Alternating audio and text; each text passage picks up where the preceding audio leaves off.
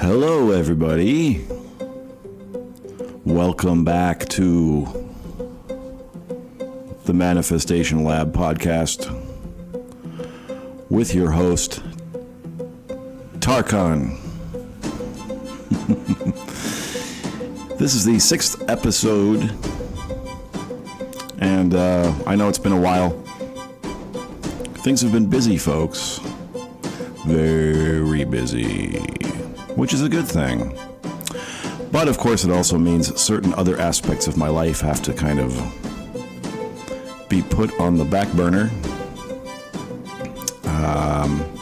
It's just unavoidable right now, but yeah, as things get flowing and I get on top of everything, all the new things coming into my life, I of course will become better at organizing said life.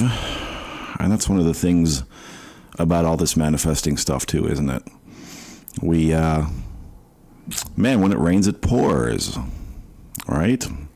When things are flowing, when you're in the flow, you know that it can start as a trickle, and then suddenly there's a crack, and there's a little bit more coming through, and then you got a stream, and then suddenly you've got a deluge, a tsunami of good things coming into your life. So that's flow right there. And you know, you open up that spigot. You open up that spigot energetically, vibrationally. Isn't that what we've been talking about this whole time, right? So, speaking of flow and letting things in and letting things flow in and trickles and streams and rivers and tsunamis of goodness coming your way, in this episode today, I'm going to be talking about money. Money. The mighty dollar, or euro, or ruble, or yen, or whatever it is that you're using out there as an expression of your abundance for trading goods and services, information. Well, that's what we're going to be talking about today, money. And, you know, you're going to find, I think, after this episode that money is, manifesting money is the same as manifesting just about anything, really. It's the same as manifesting a relationship, good health, good vibes, all that stuff. It comes down to the same thing, because money is no different than those things. Money is no different than anything else you might want to create, manifest, bring into your life, into your physical experience. Because money, like everything else, is just a reflection of how you're vibrating, how much flow you've got going on. How open is your spigot? How far have you opened that spigot? And of course, if it's not open very far, or you're clogging up the plumbing with resistance, right, with outmoded negative ideas around money, fear about money, thinking that money is somehow a negative thing, that only hooligans and gangsters and charlatans and crooks make a lot of money. You know, money is dirty or filthy somehow, or that there is somehow a limited supply of money in the world, meaning that, hey, if you have all of it, that means there's not enough for everyone else. Which, of course, you know what I'm going to say. That is ridiculous. But of course, it's understandable. How have we been raised around money? What's the story that our culture tells about money?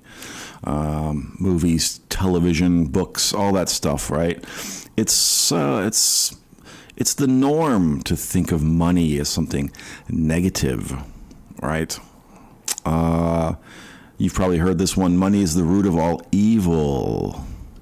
Oh boy, the root of all evil. So does that mean if we eliminate money, we eliminate all evil?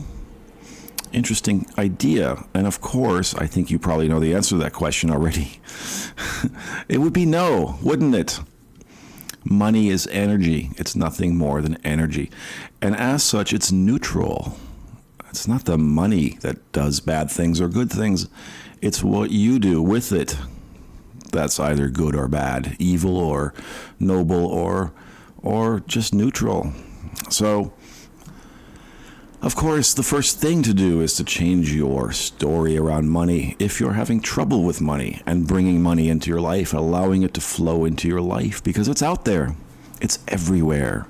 And of course, we can say with absolute certainty that money is not limited. There's no limited supply of money.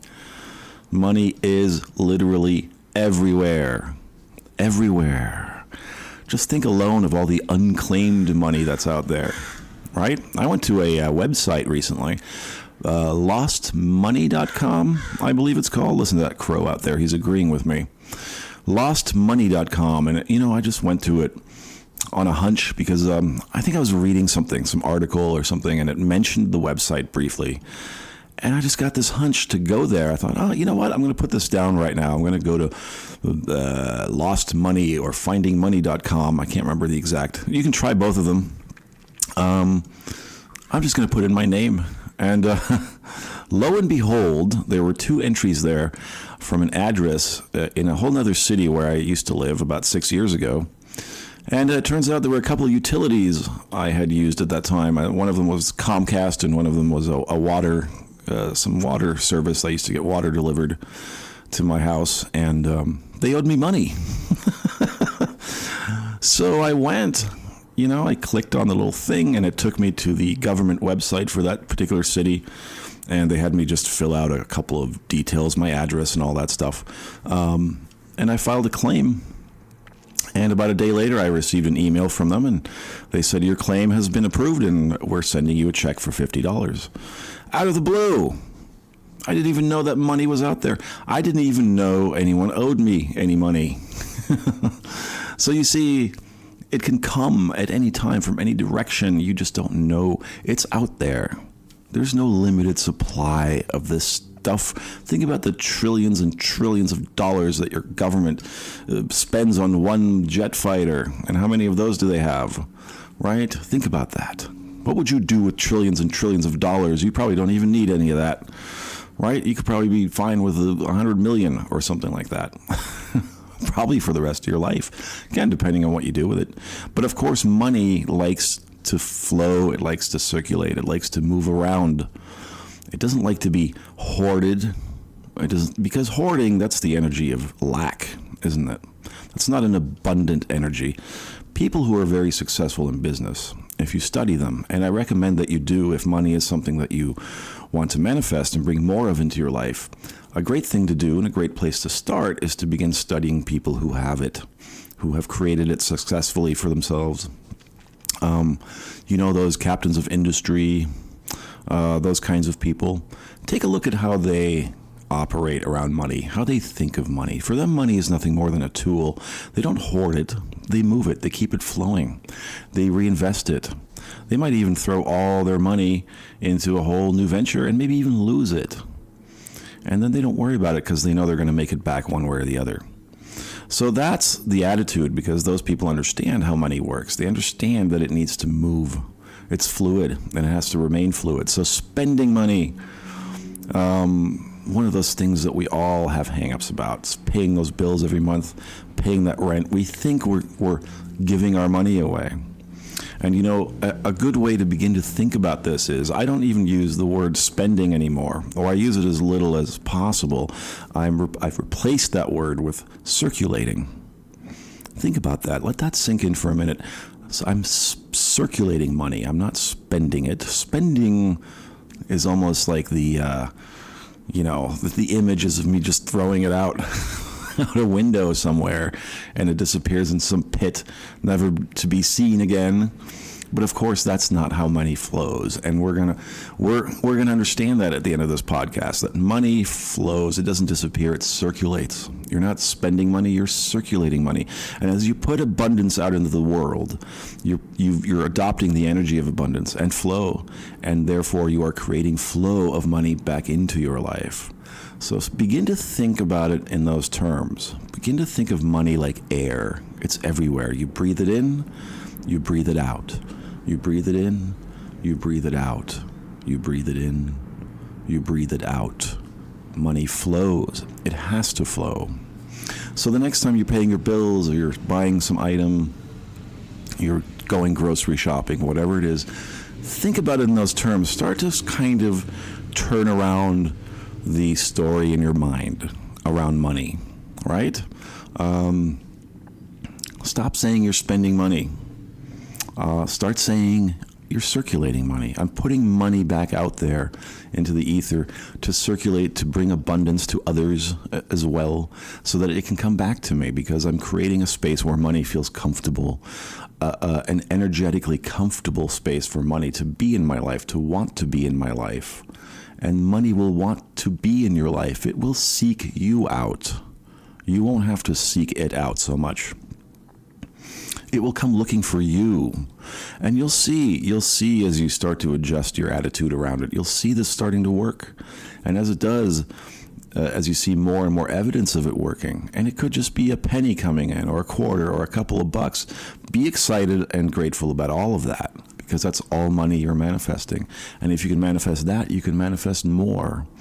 You have to, of course, decide what that means for you. What is more? What is going to be enough? That's another thing, of course, is to become clear about exactly what you want. Do you imagine the lifestyle you're going to have when you have the money that you desire? What's all that money going to get for you? What's it going to buy for you? What's the feeling you're after?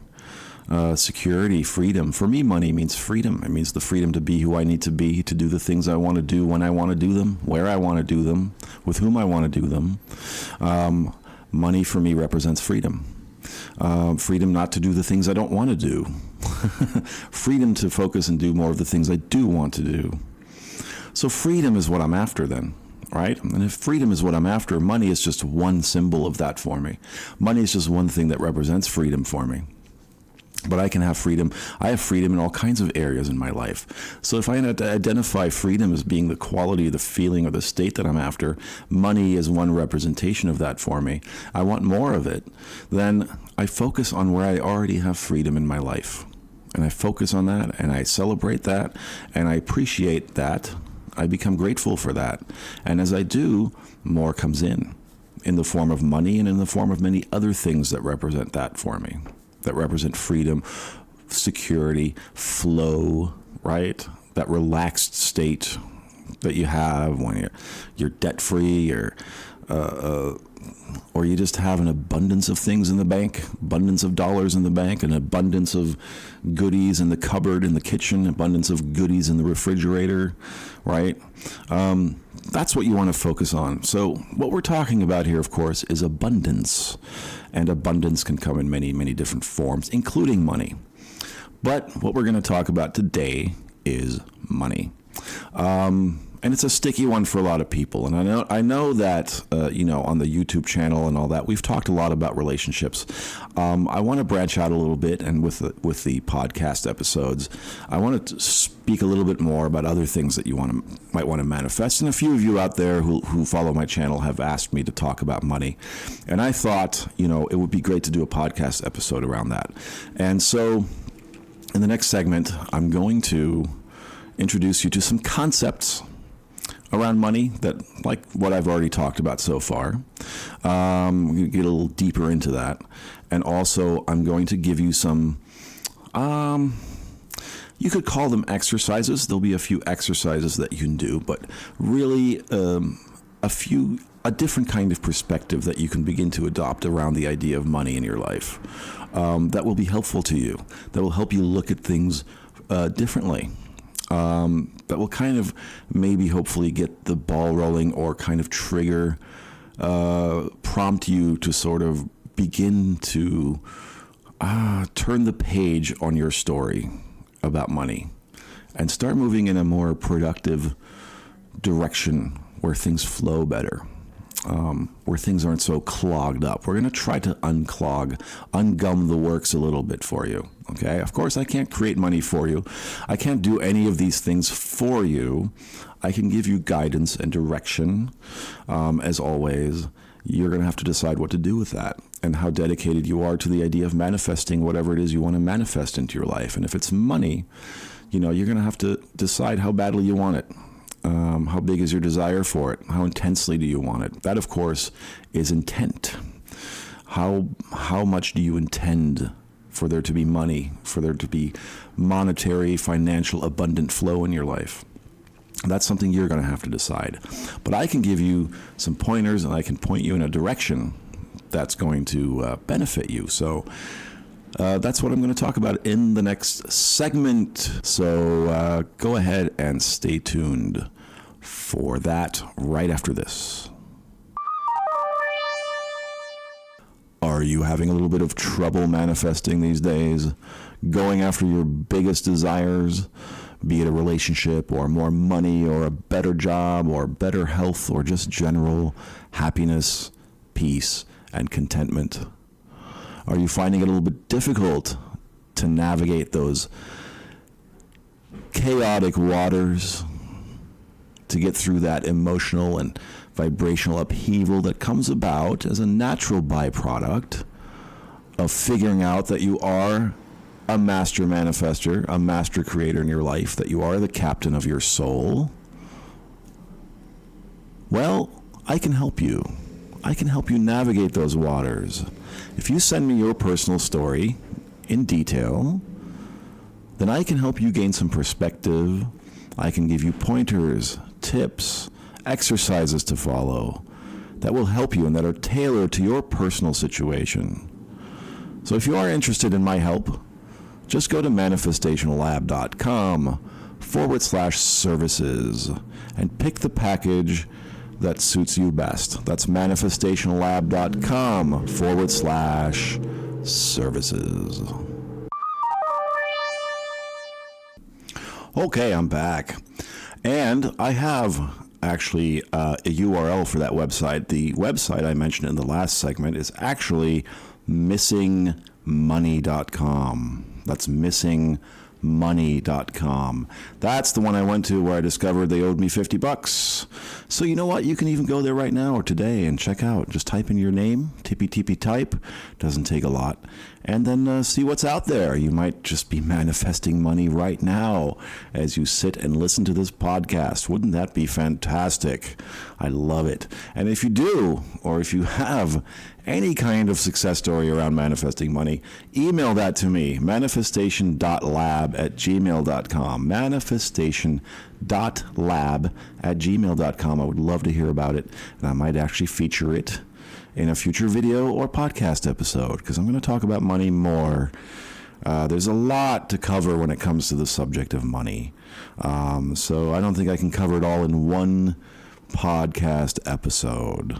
There'll be several episodes and maybe some videos on the channel coming up in future about that.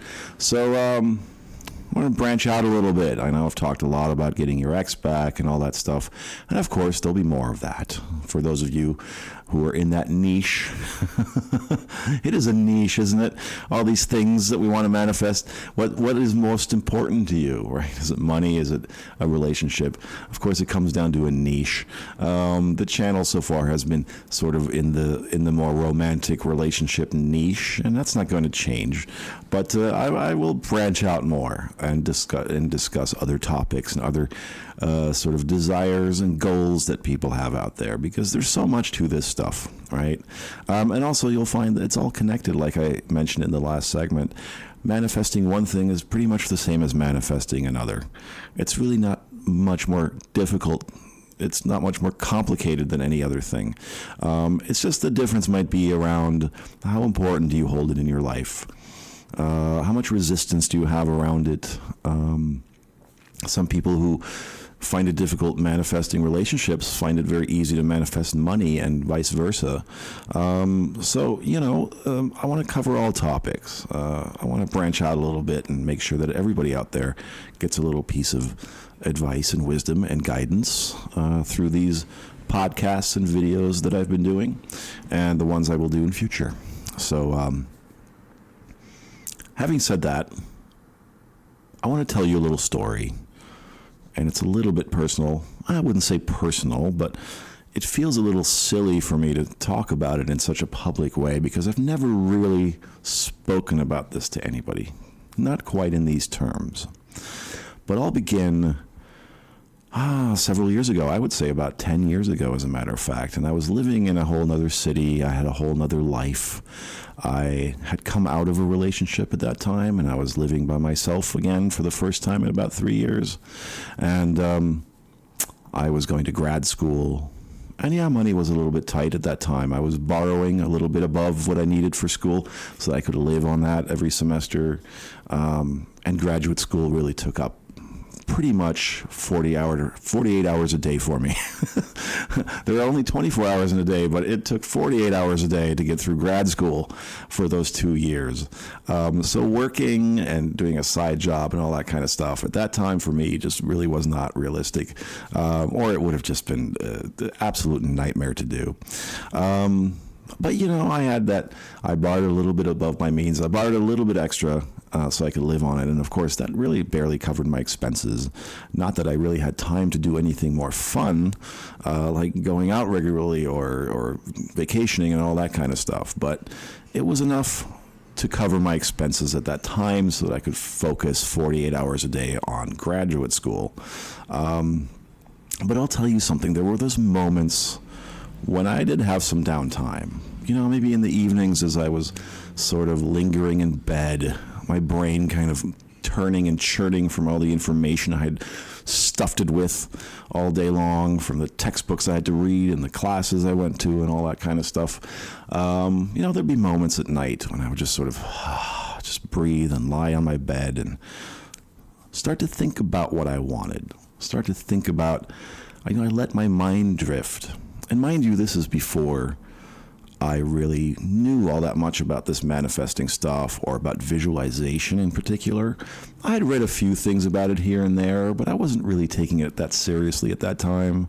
I wasn't diving very deeply into it. But somehow I just let my mind drift in those moments. I would just sort of breathe and relax and stare at the ceiling, and I began to imagine something. I began to imagine something that seems silly and kind of out there, but it was just a thought that made me feel very comfortable. And it was this: I would imagine that I had the ability to freeze time. You know, I think I got it from an old Twilight episode or something. It was just a silly little fantasy that would come into my head, that I could freeze time, and I would be the only one that could move around within space, you know, around the town. I could just go in and sort of help myself to all the money and all the cash registers, or going to the bank and grab whatever cash I needed. And, you know, of course I wasn't thinking about morals at that time so much. It was a fantasy. It was just a fantasy. But it was a fantasy that made me smile. It made me comfortable. It made me feel at ease. And more than anything, it made me feel relief in a certain sense. I found comfort in doing this every night. And it got to be a habit. It got to be a habit that I looked forward to as the day would end, and I would lie in bed and relax, and then my mind would go into this fantasy, and I would, you know, where would I go if I froze time right now? Where would I go? Where would I get that cash? Oh man, I could go, you know, I don't know, find some drug lord hideout where they're hoarding a bunch of bills, and I could go grab those, or I could just, you know, walk into a bank, or I could walk into a store, and of course, you know, that would be stealing or whatever. But keep in mind, it's a fantasy, and of course, these are not things I was really entertaining at that time, or stealing or doing anything illegal is not something I would entertain even now. But the point of it is that I felt I was visualizing. I was visualizing without even realizing that's what I was doing. And I was really hitting the mark with it, because I was doing it, call it beginner's luck, you know, the guy that never played pool before and he wins every game, or whatever it is, you know, or he goes to the casinos and cleans up and he's never gambled. He doesn't think about gambling. He's not thinking about gambling ever again. It's not part of his life. He doesn't put that much importance on it. But just for that moment, he's having fun. And just for those moments, I was having fun. I was having fun just letting my imagination kind of go wild, go into these silly, weird, goofy, almost science fiction places, allowing myself to consider all the possibilities that were out there.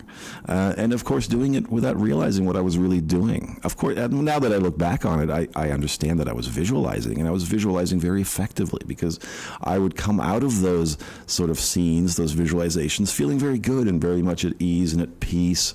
And then I would just drift off to sleep, and the next day I'd go back to whatever I was doing, go to school, do my stuff, write my papers, do my research, and all the stuff that would eat up my time during the day. And then at night I would just go slip right back into that fantasy because it felt so good.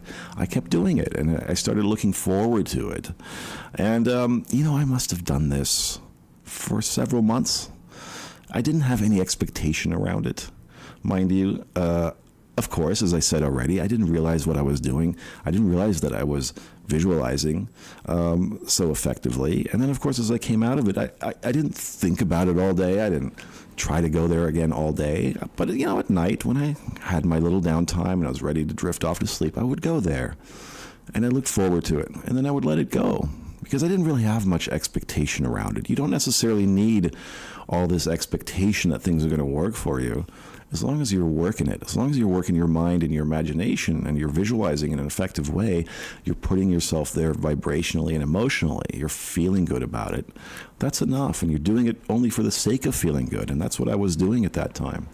And I think I was doing it only for a few months or something like that. And one day I just went downstairs and got the mail. And I went upstairs and I went through the mail, and of course there were some bills in there and some junk mail, some coupons and things like that.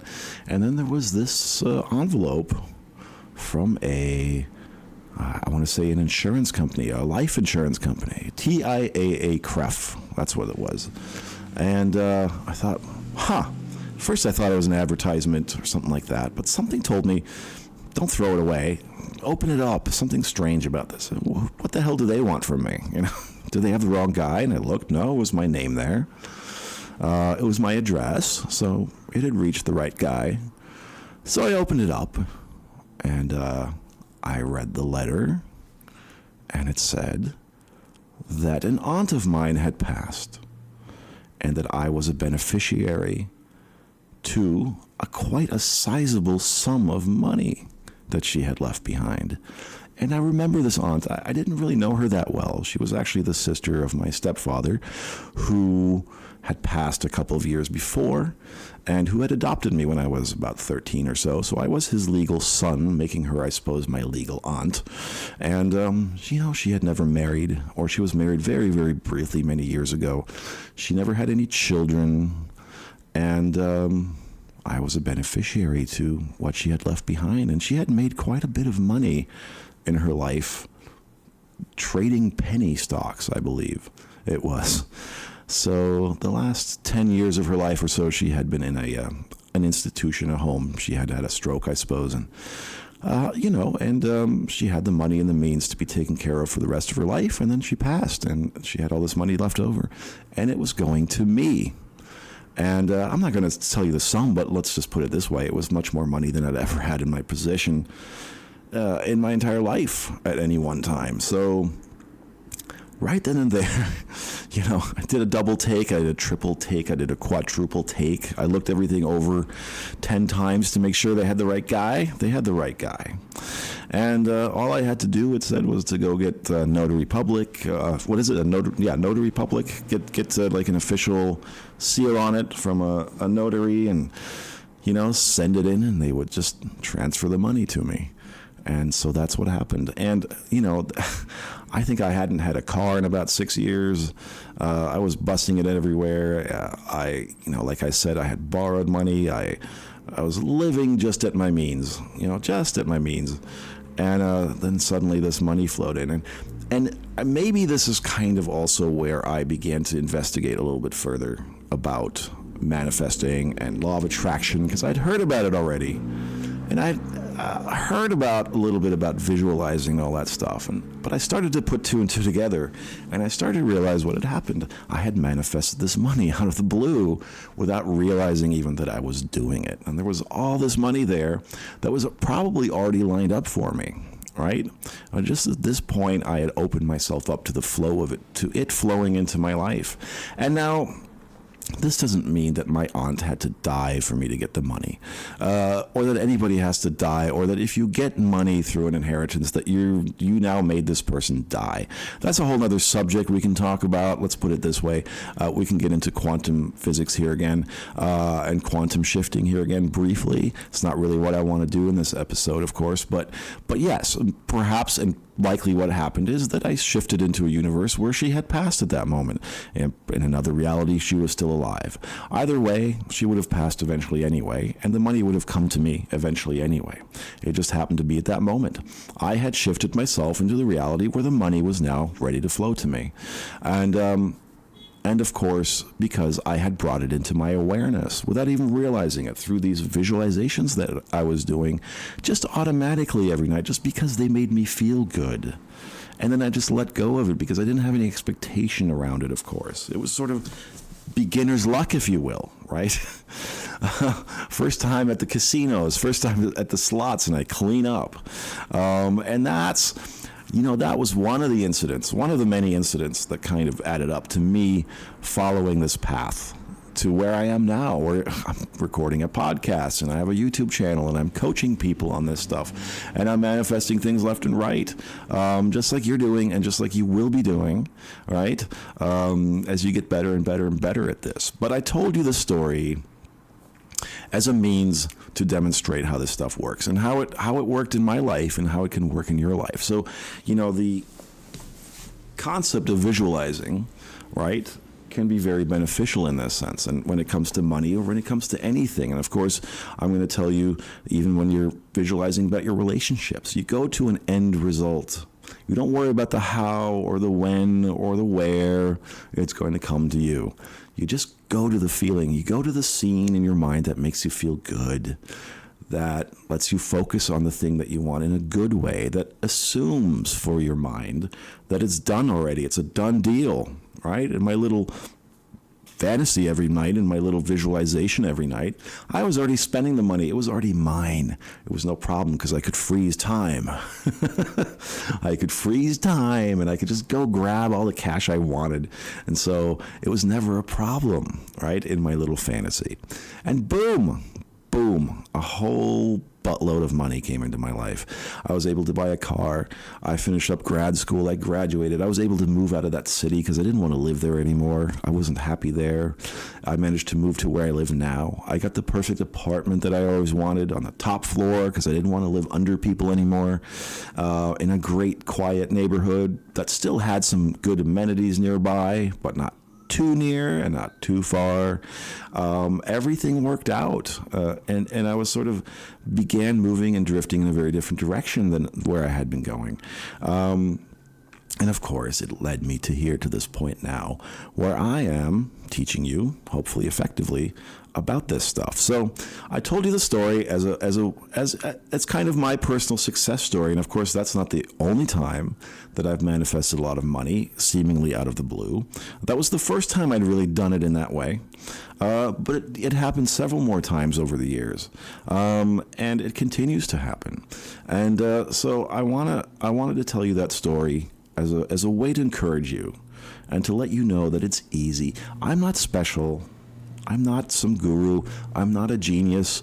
Maybe I'm just somebody who's paid a little bit more attention to this stuff or has had the luxury to do so in life, so that I can be a teacher of it, which I enjoy doing. But I want to get the point across that if I can do it, you can do it. And if really, it really is all it takes sometimes is to just adjust your attitude, your perspective on things, and boom, it can come in there. You stop thinking about the how and the where it's going to come from, or what do I have to do to make it happen. All you got to do is relax, slip into your fantasy, slip into your scene, slip into the feeling of it already being accomplished, and then watch it. Let yourself be pleasantly surprised. Let yourself be bowled over by how quickly and in what quantity the thing that you want can flow, nay, pour into your life. Yeah? So I want you to take that story, as silly as it seems, and I put my silliness out there, how my silly brain works sometimes. I'm a big sci-fi fan, so the idea of freezing time in general, and not just for the sake of obtaining money. Always fascinated me.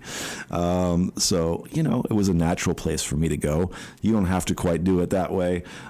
You formulate your own fantasy, your own imagination. You use it in the way that feels most comfortable to you. But I wanted to tell you that little story so that you also understand that, yes, I've done this before. So I'm not just blowing it out of my behind here. I'm not just kind of grabbing at theory. I've put the theory to practice, and I've done it again and again and again. And if I can do it, certainly you can do it. All right? Because I'm no special from you. Okay? The only thing that makes me special is, I guess, I like listening to myself babble into a microphone and talk about the things that excite me, and this excites me, and hopefully it excites you too. So, having said that, let me dive into a few concepts and ideas and a few methods that I think are going to help you gain some perspective on the idea of money. And that's all we're doing in this episode right now. We're kind of touching on I'm going to touch on a few ideas and concepts and areas to sort of begin to slowly focus on, let them kind of roll through your head. Even if you don't accept them at first, let them just roll through and see what happens. And then sort of, you can begin to kind of tell a different story around money and around yourself and your relationship to money. Because just like manifesting a relationship with a person, what you're doing is manifesting a new relationship with money. That's what you're doing. And just like you want to send love to a person that you want more of in your life, you want to send love to money. All right? And the first thing to do is to stop telling any negative stories about it. And I already talked about that in the beginning of the podcast, but I want to reiterate that, and I want to drive this home to you. It's very important that you start dropping all those ideas that you've probably even adopted from other people in your life. They're not even your original ideas. Money is evil. It's the root of all evil. Only cheats and crooks make money. There's only so much to go around. All this kind of stuff, right? I got to save for a rainy day. I got to hoard my money. I'm afraid of spending it. Oh, it's spending money, not circulating it, right? All those things, if you think about it, you're not born with those ideas. You don't come into your body and into your life with those ideas already in place, right? You don't have babies and infants running around going, oh yes, of course, money is the root of all evil. It's terrible. Understand that most likely you adopted these ideas from other people. They're other people's ideas. And it's not their fault necessarily. Maybe it's your parents or your family. I on one side of my parentage, there's a history of lack in that family, on that side of the family. Working class people who lived through some war and through some famine, I would say famine, but certainly a time of lack, a very lean time. And around those people that eventually ended up raising me, either directly or indirectly, adopted certain ideas about there being lack. And of course, even when times became more abundant for them, they still had ideas of lack around it. Even when money was plentiful, there was still this idea that it's not, or it's going to go away one day, or, we better hoard it in case something terrible happens and suddenly we don't have anything. So these are ideas that, of course, there you go. I adopted those ideas and they weren't even mine. I didn't even live through those experiences, right? But they were passed on to me by well-meaning people, and even stories you hear in the news or through television, through movies, the media. Look at all the negative kind of stories we tell ourselves, and our culture tells itself around the concept of money and abundance and flow. And you'll understand if you have any kind of resistance around that idea of making money or bringing money into your life, you'll understand why and where it comes from, and that it's not even yours. So that's the first thing to kind of understand. A lot of this stuff that you believe about money, this negative stuff you believe about it, they aren't even your ideas to begin with. So that right there can already be kind of empowering, because right there that can give you permission to drop those ideas. If they're not even yours, that means you picked them up at some point. And if you pick them up at some point, you can put them down again. You can put those down and you can pick up better ideas. You can pick up a better story around money. All right? You can create a new experience for yourself, and then you can teach people, hey, you know what? It ain't so bad. It ain't so difficult. It ain't so complicated. Look what I've been able to accomplish. If I can do it, you can do it, right? So bear that in mind as we move forward here. I want you to begin to think about the concept of being invitational to the things that you desire and want to bring into your life.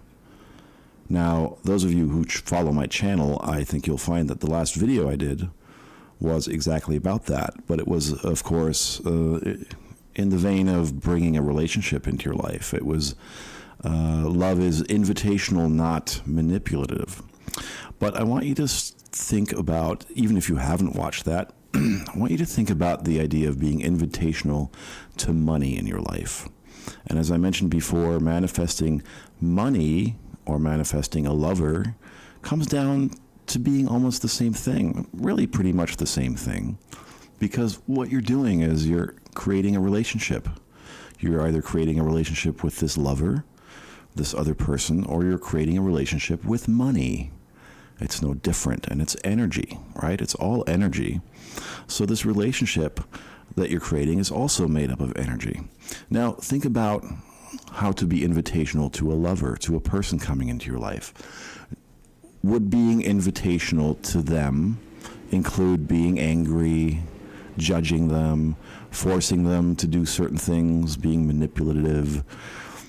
Is that an attractive quality? Will that bring people towards you, or will that repel people? Right? And I think you already know the answer. Of course, that kind of energy is repellent. It will be repellent towards people, other people in your life. It will be equally repellent towards money. So if your story around money is that you judge it, you have a negative idea about it, you have a negative story about money, that you don't trust money, you think you don't trust people with money, you think they must be up to no good, right? I want you to start thinking of that as being repellent towards money. Money, much like a lover, wants to feel free, it wants to feel comfortable, it wants to feel safe in your possession, it wants to be appreciated, it wants to be adored even, right? It wants to be held. It wants a comfortable place to be. Now, how do you become invitational to money? I mean, you can see it would be easy to be invitational to a person or people in your life, but how do you become invitational to money? You know, and really it's not that difficult, and sometimes it comes down to just taking a few simple actions, right? And bear with me here, because this is not so much about anything esoteric or quantum this or quantum that or manifesting this or manifesting that. It's simply about taking practical steps to make money feel safe in your presence, in your company, in your pocket, in your wallet, in your life, to make it want to come and be with you, to make it seek you out. And one of the things that I do, I got myself a nice, beautiful wallet, right? Now, Tarkan, I don't have any money, and I especially won't have any if I buy a nice, beautiful wallet. Bear with me. See it as an investment. See it as you're buying a home for your money, a nice, beautiful, aesthetically pleasing, good quality. Make it some nice leather, right? A nice leather wallet. Keep it clean. Keep it organized, right? Imagine you're bringing a new dog home. You're going to get it a nice bed, right, to sleep in. Or build a dog house in the backyard that's comfortable, where the dog feels safe. You want to start thinking of your money in this way. Build a little house for your money, okay? Get yourself a nice wallet or something that you really like, that your money is going to feel comfortable and safe and loved in, and that's going to feel like you're taking care of it, that you respect it, right? That you respect every single dollar and even every single coin that is in your possession and that comes into your possession, that flows towards you, that you have respect for it. And one of the most simple things that you can do is precisely that. Buy something nice to keep your money in. Keep it organized. When I have some bills, I always, if there are little dog ears on there, I straighten them out, right? I don't crumple it up. I don't just shove it into my pocket. I organize my bills. I make sure they're all facing the same direction, right? Nice and neat and organized. And then I put them in my nice, neat, beautiful wallet that I've bought for my money and for my bills to feel safe in, and for more money to want to come and stay, right? So that's something I do. And of course, that is creating an environment for money to come into your life and to feel good in your life, to feel good around you, to provide it with a space where it feels comfortable. That is being invitational to your money. That's not manipulative. That's not chasing it. That's opening the door to it the way you would to a lover or somebody you want to come into your life. You open the door to them. You become invitational to it. You say, hey, money, look over here. This is a great little space I've created for you. Wouldn't you like to come and stay in it for a little while? It sounds silly. And I know, hopefully you're chuckling out there too. It's okay to be a little bit silly with this stuff. In fact, it's encouraged to be a little bit silly with this stuff. But I want you to start getting the idea that being organized around money is something very important. Declutter things. I keep my checkbook extremely neat now. I keep it in a drawer where I keep things that remind me of manifesting, positive things, checks I've manifested, that I've deposited, but I get the check back and I put that in the drawer. I put things in there that represent abundance to me, that represent flow to me, and that's where I keep my checkbook. That's where I keep my wallet. That's my little space for my money, right? Be it physical bills or coins, or be it digital money, be it your checkbook. Keep it organized. Keep your checkbook organized. Keep it balanced. Keep track of all the money that comes in. Even if you find a penny, put it down somewhere in a journal where you keep track of all the money that you manifest. Even a penny is money, and that even a penny, finding it on the street. I always know when I start finding pennies on the street everywhere that something's coming my way. Some money's coming my way. Money's trying to flow to me. And usually within a couple of days, some kind of money comes to me, right? So I want you to start thinking about money in this way. I want you to start creating a space where money feels safe and appreciated and respected. And I want you to start respecting your money, because that is going to want more money to come into your life. That's going to make more money want to come into your life, is what I meant to say there. And, as you do that, you begin to also change your kind of vibration around money.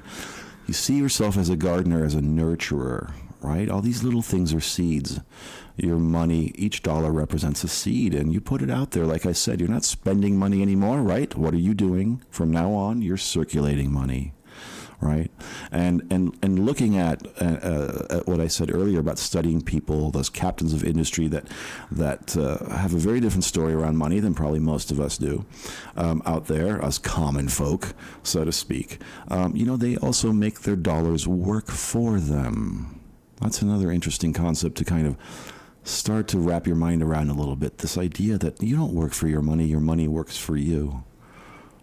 Money doesn't control you, you control money. Money doesn't use you, you use money.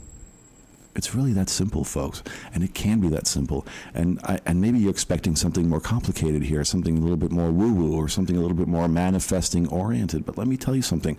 These little steps can help change your perspective around money in just the slightest way, and even just the slightest change in perspective around it can make more flow to you all of a sudden from directions and sources that you never even imagined. And sometimes in amounts that you never even imagined, just like my story that I told earlier about my aunt. You just never know where it's going to come from. That's the other thing to kind of stop doing, is to stop thinking about how and when and where. Just for a little while, practice this. Now, you may have a job and you may know where most of your money comes from. And, of course, the idea of having a job is this idea of renting out your time, right, for a wage. And most of us in the world, this is what we're doing. And there's nothing wrong with that. But there's another thing, another kind of new perspective to adopt around money. And think about the people that have money out there who aren't in the limelight, that we don't know about, who aren't necessarily the captains of industry, but they seem to always have money. Maybe it's a dentist or a physician, or I don't know, somebody who has a career that they do, that they like to do, where a good amount of money comes and flows through them. But they have opened up other channels, other points of abundance, other entry points in their lives for their money. They're spreading their money around. They'll save a little bit. Now, saving is not the same as hoarding, right? Saving is a smart thing to do. If you save 10% of your income, put in a savings account, you're building a war chest. All right? That's the way I look at it. So saving is not the same as hoarding. Hoarding would be like, you have the money, you want to spend on something, but you don't do it because you're afraid that there won't be enough. That would be more the hoarding, lackful kind of mindset that I was talking about with the hoarding concept. But saving is also a smart thing to do. 3 kind of things to get into. You spread your money around. You invest a little bit of it, you save a little bit of it, and you give a little bit of it away. Because part of attracting abundance is also to give abundance, to spread abundance. And as you do that, it comes back to you. And it's the old you pushed out concept, right? Money is also you pushed out. The amount of money that flows into your life, or how quickly or efficiently it flows into your life, is a direct reflection of how you are flowing vibrationally around the concept of money. So when money starts flowing, that can give you a clue as to how you're doing with your relationship to money, right? If more of it starts flowing, you can bet that you're having a much more healthy sort of relationship towards abundance in general. If it stops flowing, if there seems to be a clog somewhere, if the works seem to be gummed up, then your vibration is gummed up. And the amount of money that either flows to you or from you is a representation or reflection of that. So really, just like with manifesting a relationship, manifesting money is an inside job. It begins with you. And it begins with making those little changes. Even those little changes, creating a little space, a safe space for your money to live in your house, right? In your bank, in your checkbook, wherever you keep track of your money, wherever you budget your money. Keep it organized, keep it safe. Be thankful for every penny that comes in, but also be thankful for every penny that goes out, because that's giving you something in return. That's another thing. That's the second thing I want to say. Changing your feelings and emotions and vibration and your energy around the act of paying bills or going grocery shopping. Sometimes a lot of people out there, and I'm guilty of this as well, I've done this many, many times, we get that sinking feeling, that dreadful feeling when the bills come due, right? The rent comes due, and we think, oh man, I pay this, then I'm not going to have any money. Well, that's another thing to kind of start changing. It's another thing to kind of tweak a little bit in your thinking. You start becoming grateful and appreciative of those things, because, hey, if I pay my electricity bill, guess what I get? I get electricity. So I become appreciative of electricity. If I go buy groceries, I get food. I become appreciative of the food that this money allows me to have. If I'm going to take my money and go out and have a weekend somewhere, go on a road trip, go camping, do whatever with it, go on a little vacation, then my money is allowing me to live my life to its fullest potential, to have fun, to explore, to be a free person on this planet. So I become grateful for the opportunity to do that. So then I spend the money more happily. I circulate the money more happily. Look at that. I caught myself, didn't I? Sometimes I still say spending, but I don't have the same kind of hang-ups around it that I used to. But yes, good catch there, everybody. Become grateful for the money that you circulate, that you're able to circulate, and for the things that it gives back to you. Electricity, running water, groceries, food to put into the mouths of yourself and your children and your partner and whatever. The money to go have fun, to have experiences, right? Here's another concept for you.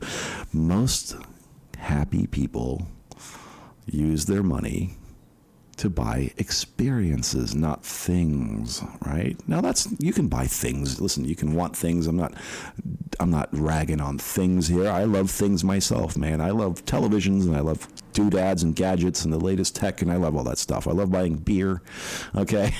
But I also love putting gas in the tank and driving off to the beach, for a day or two going camping. I love exploring new places. I love trying out new restaurants, new things, new experiences. You know, people who spend their money on experiences and creating memories, and there are some studies on this out there. Don't ask me to quote them right now, but you can do a little Google yourself and find this out. They tend to be the happiest people, right? Because they understand what their money is capable of bringing them, what money really represents to them. It's not the thing, it's not the money, right? It's what it can do for you, what it can allow you to do on this planet, in this life, to live up to your fullest potential. And isn't that really what you want? Isn't that what you want? And isn't that really what you want the money for? When you start to look at it from that perspective, you'll find that you have a much calmer kind of attitude around it. You begin to see how money works, that it's like water, it's like air. Breathe it in, breathe it out. Breathe it in, breathe it out. And what's oxygen like? What's air like? There's really an unlimited supply of that, isn't there? You don't think about breathing, you just do it. It keeps you alive, right? Same with money. Start thinking of it as air. Start inviting it into your life. Start being invitational to it. Create that space for it. Keep it organized. Learn to have respect for your money, and it will start to have respect for you. Guaranteed. So back to this idea of the points of abundance, the channel of abundance. People that seem to always have money, even though they don't appear to be millionaires necessarily, but they seem to always have money. You know, they make their money work for them. They set up, for instance, they set up means of passive income for themselves. Maybe they put their money in a sort of account where it gains a lot of interest. You know, a lot of people who have a sort of large sum, they don't spend it all. Oftentimes, they'll put it into an account and just live off the interest for a while, or use the interest and put it into a savings account, or use the interest and put it into other investments, right? You'll find this a lot with people. People don't generally talk about their money.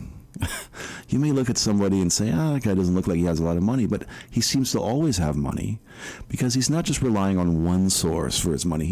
He's opened up many, many points of abundance that he uses to attract money. He's opened many doors to money. And don't just keep one door open. Start to think a little bit about what you can do. And this is something you can ask the universe too.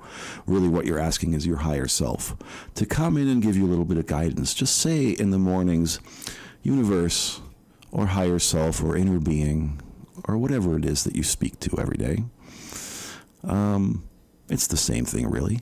But just say, in a very calm fashion, show me the steps I can take today, to bring more abundance into my life. What doors can I open for money to flow into my life? What possibilities are out there? What opportunities are out there? For my part, I'm going to stay calm about it. I'm going to be open to all possibilities. I'm not going to push so hard.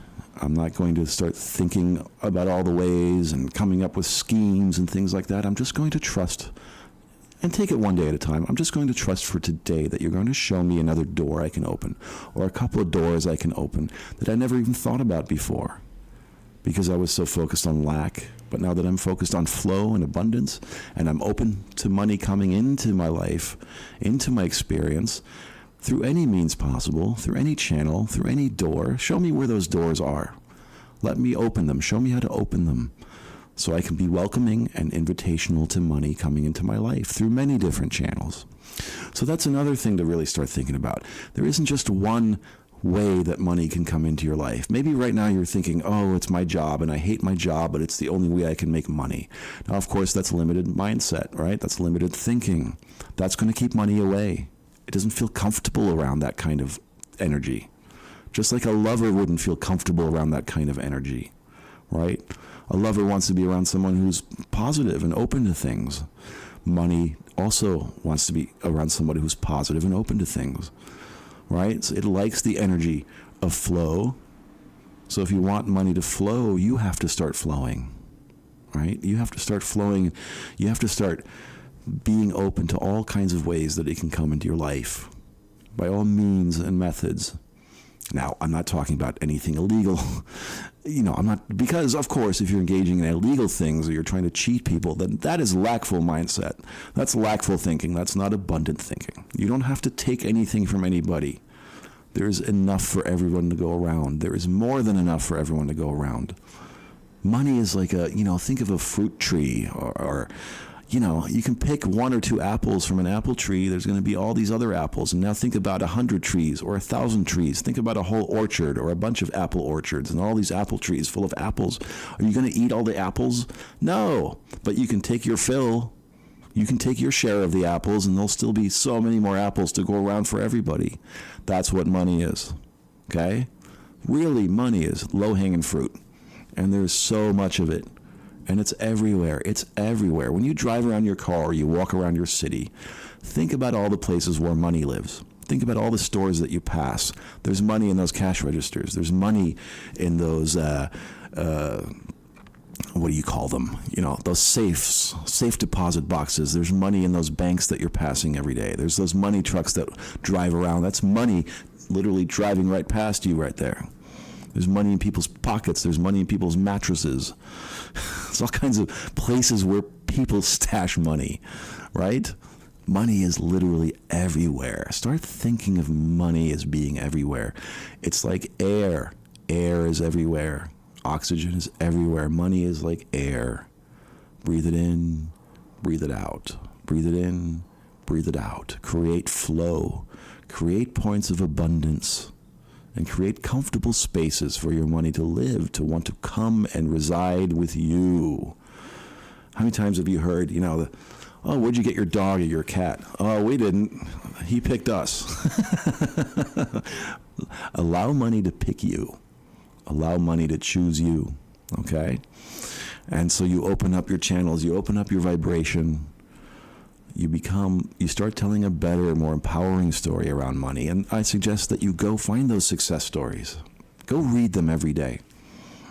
All right? Even if you're especially if you're feeling a little bit hung up around money, go read them and understand that those people are no special. They're not special. They're not different than you. They're not more deserving.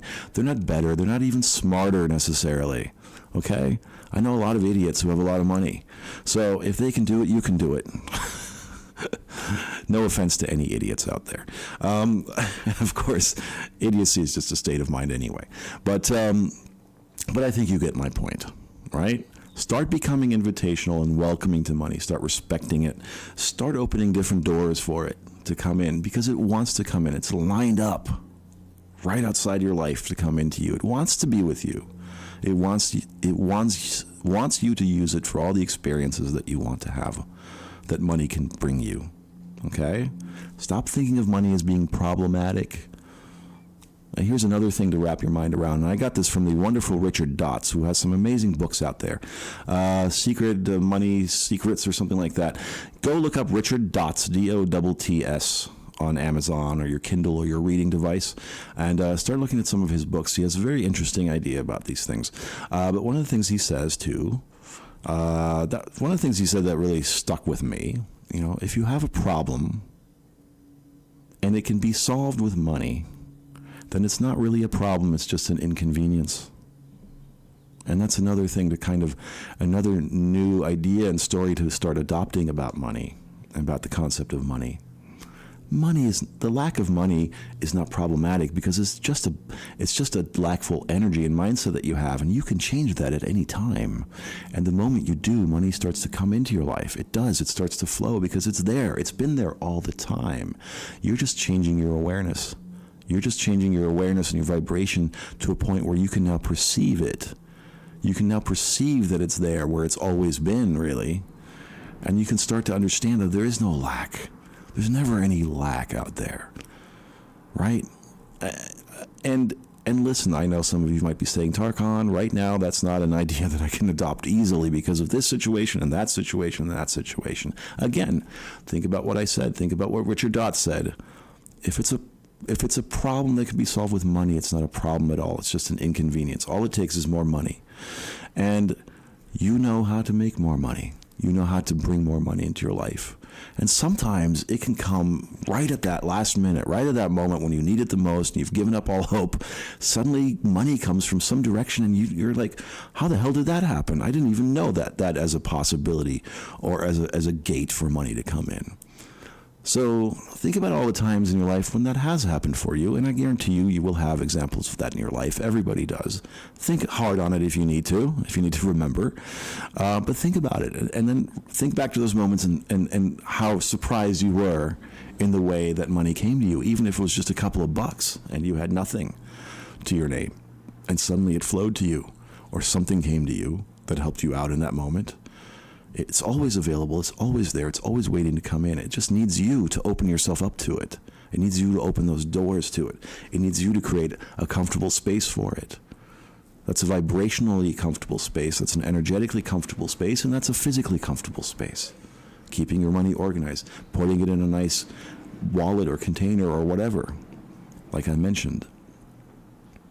Start practicing these things. Start letting these ideas roll through your head, because probably for a lot of you, if you're listening to this and you really do have a bad story about money, and I've had a bad story about money many, many times, so you're not alone out there, but you can change. It's possible. Let these new ideas that I've discussed really flow through your head, right? Just as a beginning. And again, of course, I said there's so much more to discuss around money and the concept of money, but I want this to be kind of a primer. I'm kind of going into a different territory a little bit than what I've done on the channel and in the podcast. I'm not talking so much about getting your ex back today or any of that kind of stuff. I'm talking about something new. But the concepts are the same. But now we're talking about money. I want you to listen to this podcast and listen to some of the things that I've said and let them kind of just roll through your head for a little while and play with them a little bit and see, because you'll see as you do, as you change your perspective and your story around money and flow and abundance just a little bit, you'll start to see it. You'll start to see something moving in your life, and you'll start to see more money suddenly moving towards you, even if it's a quarter you find on the street. Say thank you for that. Pick it up. Even if it's a penny, bend down and pick it up, because when you do that, you're saying to the universe, I am ready and open to receive. If you walk past and go, it's only a penny. What am I going to do with a penny? You're closing yourself off to receiving. Start making gestures, physical gestures, that demonstrate that you're ready to receive. You're ready to receive more. Pick up that damn penny, put it in your pocket, say thank you, put a little smile on your face and walk down the street and whistle even if you want. Feel good about it. It's money, and you just made a gesture to the universe and to money that you're ready to receive more. From any direction, through any means, even if it's a dirty little penny, lonely, dirty little abandoned penny on the sidewalk. Okay? Even if it's in a puddle and it's been raining. I've done this. I look like, I realize how it must look to other people, or if I'm walking down the street with my friends or something, like, did you just pick up that penny? Yep. And then I walk down the street, I'll see another one. I'll pick that up too. And they're like, you're crazy. What are you doing? I said, hey man, it's money. It's there. It's looking at me. I like receiving money, so I'm receiving it. I'm putting it in my pocket. I'm putting it in a safe place where it feels good. Right? And yeah, laugh about it. You can laugh about it. Start laughing about it. Start having fun with it. Start playing games with yourself around it. Start realizing it's not so serious. It's not such a serious thing. It does not control you. You control it. Right? You control money. You use money, not the other way around. Money's neutral. It's not a thing. It's not a person. It has energy attached to it like everything else. But you're the one who decides what to do with it. You're the one who receives. You're the one who opens herself up to it. You're the one who puts it to work for you. Right? It's a tool for you to use, for you to bring more amazing experiences into your life, to bring more growth into your life, more understanding about how you are a powerful creator. And it's not just money that you can create. It's not just money that you can bring into your life, that you can allow to flow through you. You are the receptacle. You're allowing money to flow through you, and it wants to. You're the conductor, right? So take everything I've said today to heart. I'm going to wrap this up in a minute here. All right? But take everything I've said to heart. just as a beginning. And there will be more shows around this and more episodes around this, guaranteed, because there are so many things to consider with money, and there's so much sort of resistance and stuff to get over. And I'm sure I'm going to get a lot of comments with questions about this, especially on the channel, because the episode will be uploaded to the YouTube channel as well. I'm sure I'm going to get some emails about it. I'm sure I'm going to get some comments with questions and things about it. Questions or yeah buts. I call them yeah buts. I get those comments from time to time. People say, Tarkon, yeah, but, okay, send me your yeah buts, and we'll take a look at them, and we'll talk about this some more in the future. I promise. Now, I want to leave you with a little passage from a book that I think is a great book, and it's called Creating Money, Attracting Abundance by Sanaya Roman. That's Sanaya Roman, and Duane Packer, Duane Packer. Creating Money, Attracting Abundance. You can find it just about anywhere. Go to Amazon. If that's what you use, just do a Google search for it if you want. I think it's a great book to get into.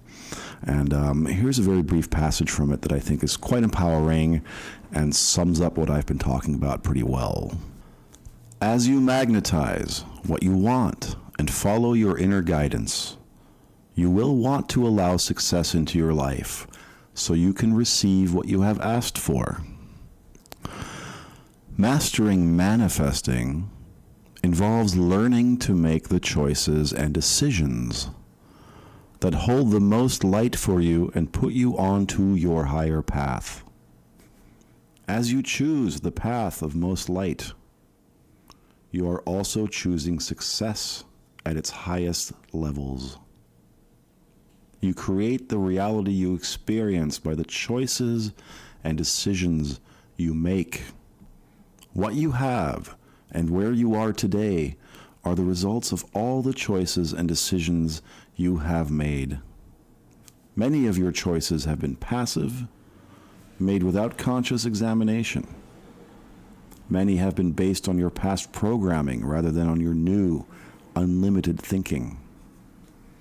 You can begin now to make more conscious, aware choices. Acknowledge that where you are today is a result of your past choices, and realize that at every moment you are truly creating your reality. If you are not happy with what you have created so far, you can learn to make different choices and change your life into one that brings you joy, aliveness, or whatever else you want. Some choices are subtle, but there is usually one alternative that carries more light, one that will put you on a slightly higher path and help you express your essence more clearly than the others. By choosing your higher path, you will accelerate your growth, aliveness, and abundance. It is important to develop your ability to discriminate and choose the path of most light to create abundance in your life. And how true is that? And isn't that what we've been talking about here today? So I want you to take that passage to heart. I want you to take to heart what I've spoken about here today in this episode, and apply it to your relationship around money, and start thinking about what choices you've made in the past and what new, different choices, more empowering choices you can make now that will set you onto that higher path. Right? So, on that note, I'm going to wrap it up. And I want to thank all of you for listening. And that's not just the podcast audience here today, right now, or whenever or wherever you're listening, but all of you, my clients, my coaching clients, all subscribers and watchers, viewers of my YouTube channel, all listeners of the podcast, every one of you out there, new and old, you contribute so much to my personal abundance, not just in a monetary sense, but also in a spiritual sense, allowing me this platform where I can express these ideas freely, something I've always wanted to do. You help make that possible. And for that, I want to thank all of you from the bottom of my heart.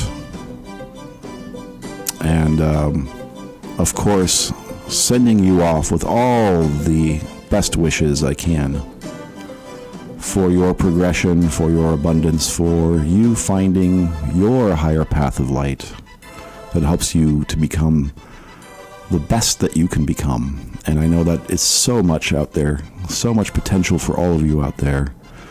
I don't doubt that for any one of you, that you've got this. I know you do. So thank you again for tuning in, and please keep doing so, and be a little easy on yourself. Like I said, you've got this. I believe in you, so believe in yourself, okay? And until the next time, I am Tarkan, and thank you. Bye-bye.